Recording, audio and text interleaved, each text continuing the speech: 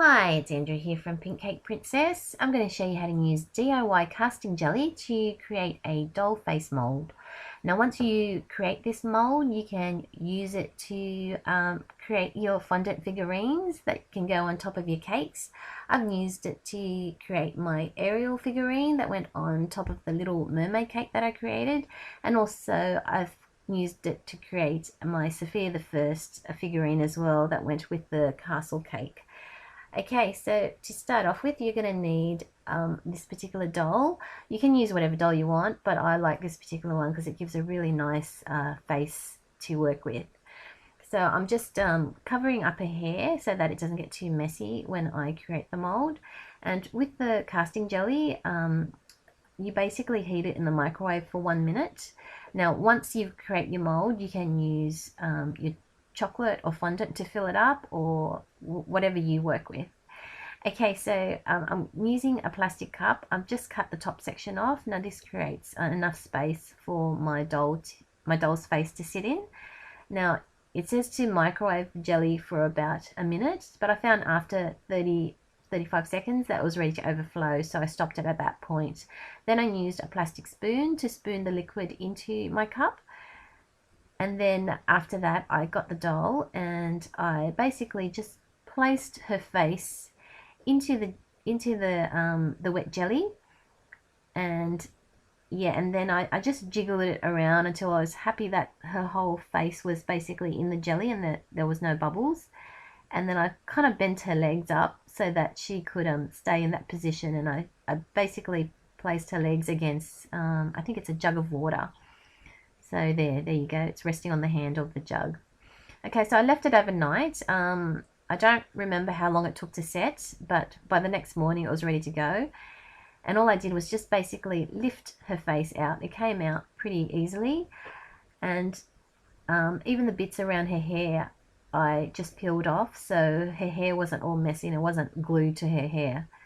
And there's the mold there. Okay, now I don't know whether you can see the features, but it worked pretty clear from what I could see. Okay, now to create the actual fondant part, I used some skin colored fondant, and I used some corn flour to dust the mold first, and then I just pressed the fondant in, and then I peeled it out. It came out fairly easily. You just had to make sure that you pressed it far enough so that it got all the little details of the face, like the nose and the mouth. And then if there was any excess left, I just trimmed the excess off with a knife. I find that you need to do a few of them just in case you mess one up when you're actually painting it. And how I painted it, before I painted it, I just put a little bit of white fondant on the eyes, and I've just used my finger or balling tool just to flatten it over the eyes to create a nice white surface to paint your eyes on. I also put a little bit of white fondant on the teeth area too, because the teeth is supposed to be white as well.